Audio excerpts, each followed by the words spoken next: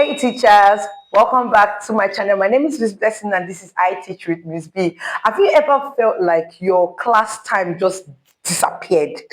Like you're teaching and next you look at the time, Jesus, where did the time run to? Or you feel like your students they're missing, like you're teaching them but they're not with you. So this video is actually for you, and I'm going to be teaching you a lot in this video. I'm going to be teaching you majorly how to structure your 1 hour class online. If your class is up to 1 hour 30 minutes, I'm also going to touch that a bit, but I'm going to be teaching you how you can structure your 1 hour lessons that will keep your students engaged. Like I said, you have to keep them engaged. They only have 15 minutes to be with you. Like when I mean be with you, to be attentive to you. So after that 15 minutes, you have to find them if they are not engaged. So I'm going to be teaching you how you can structure the 1 hour, and then you are still going to deliver, and then they're going to learn, and then you're still going to give a feedback. Just stick with me here. So just in case this is your first time, please click on the like, subscribe and share button. Share with your friends and let them know that something is happening here. Like I said, I love to see teachers thrive and grow, and that's my aim here, and I'm not holding back. So let's look at why structure matters, okay? For your online lessons, why do you need structure? The reason why you need structure is because it's like a roadmap, right?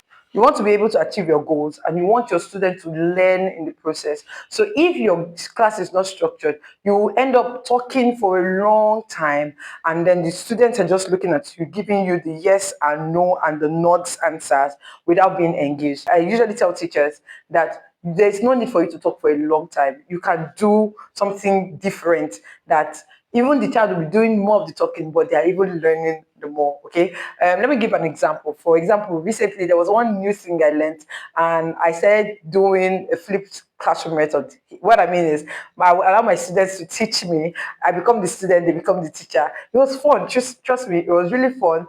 And they learned.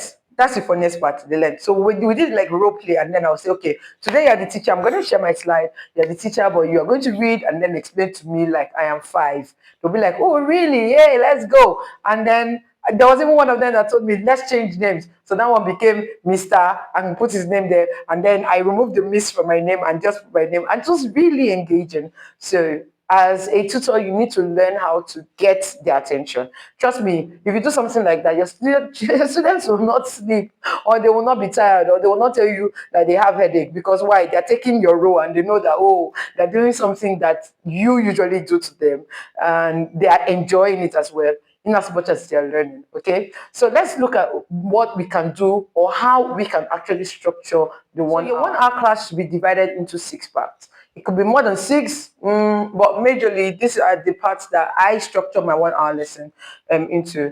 The first part is welcome and warm up. The second part is the hook or starter, right? And then the third part is the lesson itself. Fourth part, guided practice. Fifth part, independent work. And then the sixth part is where you have your feedback and outro and all of that. Now I'm going to be explaining each of these parts little by little or gradually. So please stick with me as I go on. And if you haven't subscribed, please click on the like and subscribe button on this video as we go forward. So let's start with the first one. The first one is welcome and warm up.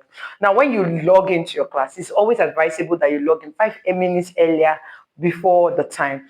Now, the reason why we say that is so that you as a teacher, you as a tutor or a teacher, you can get seated, relaxed, prepared for your students. Okay, so when your student comes in, sometimes some of them come in earlier, some of them come in late, but you have to just know that you're structuring your class, right? So when they come in, use the 5 minutes. Oh, welcome. How are you doing? How was the day? Did you go to school? What? Can you tell me how your day went? Some of them are really expressive, right? So some of them I use 4 minutes to tell you how their day went. Sometimes I tend to stop them. Sometimes I just let it flow. But it depends on what we have for that day. But one major thing is if they're able to engage with you or converse with you, you see that they are free and enjoy that day's lesson, right? So the beginning of your lesson is usually very important because it determines the flow or the energy of your lesson, right? So the starting part of your lesson should be engaging.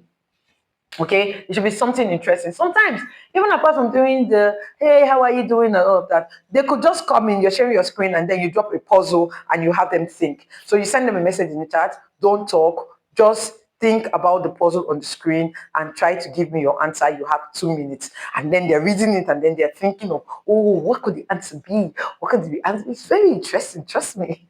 It's very interesting and it's fun when you do stuff like that. So try to diversify. Don't do that every time. Hello, how are you?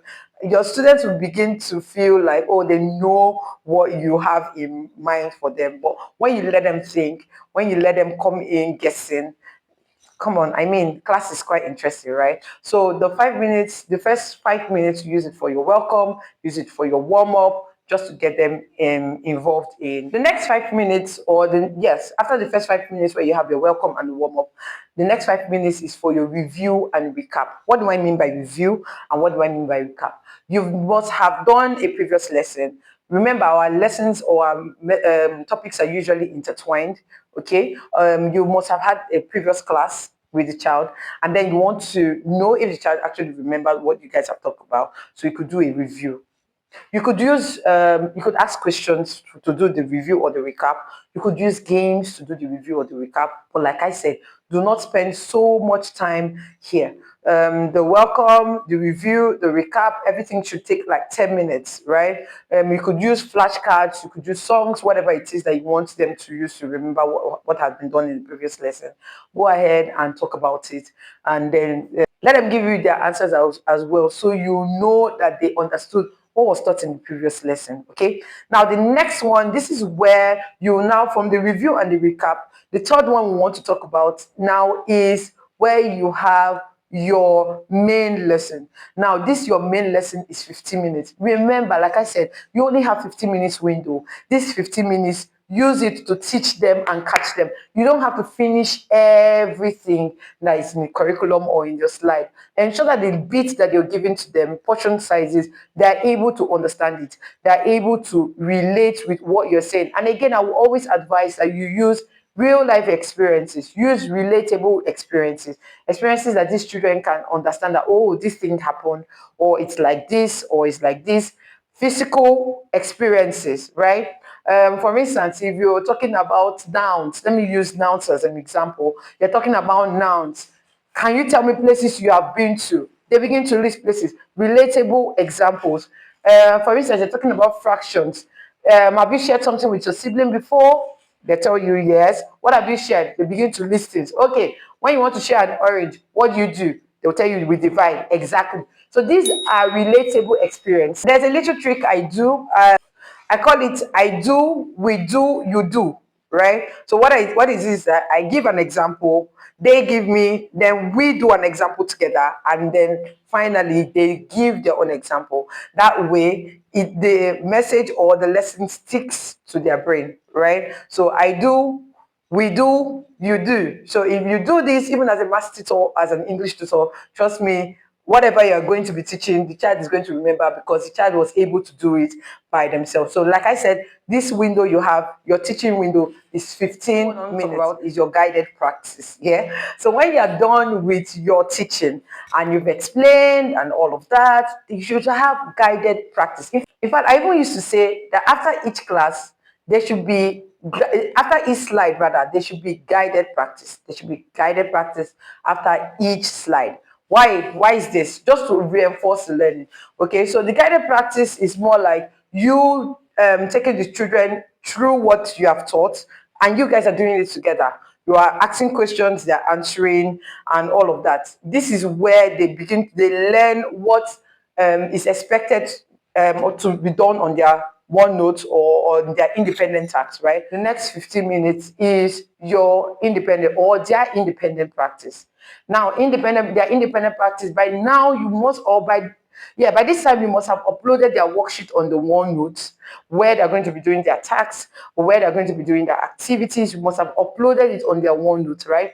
Now, they'll come in here and do the tasks by themselves. Now, the reason why they're able to do the task by themselves because you have done a guided practice with them. This is why guided practice is important. Now, they don't need to ask you so much question because they know, okay, we have done something like this, and so I understood it, and then I can do it myself. That is what we call independent practice. Yeah, so they have 15 minutes to do their independent practice. It doesn't, the worksheets or whatever it is you're giving them does not have to be so much. It doesn't have to be cumbersome. If it's a writing task, you could ask them to do 2 paragraphs. You could ask them to do 3 paragraphs. It depends on what you're asking them to write, right? If it is a mathematical sum or a mathematical aspect, you want them to do like maybe 1 to 10, and then maybe later they will do the rest as their homework. So ensure that whatever you're giving to them is something that you know or you believe they can do in 15 minutes. Now, when they're done in 15 minutes, the last one I want to talk about is wrap up and feedback. At this point now, you mark the classwork or the class activity. You're not helping them in the independent activity. I hope you know that. Now you begin to mark what they have done. You mark what they've done, and as you're marking, you're making corrections. They are there with you, making the corrections together with you. In 5 minutes, you're done with this, and then you ask for feedback. What did you learn? Did you learn this? What did you get in the course of our lesson? So the last 5 minutes, you use it to mark and then get a feedback from them, just to ensure that they understood what was done. And then you also drop their homework. I always advise after every class, leave homework for them. That's also going to help. You could leave the homework on their OneNote. You could leave the homework based on a game. Okay. If you go on Blue Kit, you search for what you're looking for, assign it as homework. When you assign it as homework, they're able to play this as a game. Okay, so let your lessons be fun. So you can see that if you're able to structure your lessons the way I have said it now, your students will not be bored. They won't be bored because they've been able to follow you for 1 hour. You guys are doing it together. It's together something. It's not something that you are doing alone or they are doing alone. You guys are working together. So there's no way that they're going to be bored. Okay. So learn to structure your lesson. If you have a 1 hour, 30 minutes lesson, why not? You can extend your lesson, your teaching time. You could extend your guided writing task time, but it depends on what you guys are working on at that particular time. There's a particular student I had that was doing 1 hour, 30 minutes. I was preparing for the 11 plus exam. She would do English for 1 hour, and then verbal reasoning for 30 minutes. Sometimes we exchange. We do verbal reasoning for 1 hour when we want to do a time task, and then we'll do English for 30 minutes. So it depends on what you're teaching at that particular point in time. But you should be able to structure your lessons in a way that your students are learning and they are engaged.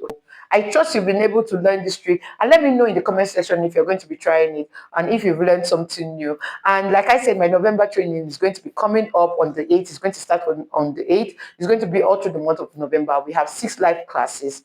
The 4 Saturdays, we have 5 Saturdays, but we're starting on the 8th. So the 4 Saturdays in September and 2 weekdays. Trust me, it's going to be engaging. So if you're an online tutor, you'll be looking for a way to start, please hop on it. It's not free, actually, it's a paid training, but I trust that you can make that investment so you can be part of the November batch as well. And if you're new, you want to start your online tutoring platform, you don't want to join the training, but you think you can do it by yourself, why not? Rather, I have my book, online tutoring blueprint. Please click on the link in the description to get the book. Okay, and just in case you want to start and you're confused, you don't know where to start from, maybe you're new to the channel, you don't know where to start from, please click on the link or the playlist that is going to be showing on the left hand side. Click on it and then watch my videos. Trust me, my videos are worth watching. Please watch the videos. And then if you want to learn how to use the Zoom interface, please click on the video on the left as well. You're going to learn how to use the Zoom interface. There are a lot of things I put on my YouTube, how to use the games and all of that. Please watch the videos and tell me if you have any questions. Please leave me a comment. I'm going to answer. I am that YouTuber or I am that teacher that always answer her fellow tutors. If you have questions, please drop them and I'm going to answer all your questions as well. And thank you for watching. See you in my next one. Bye.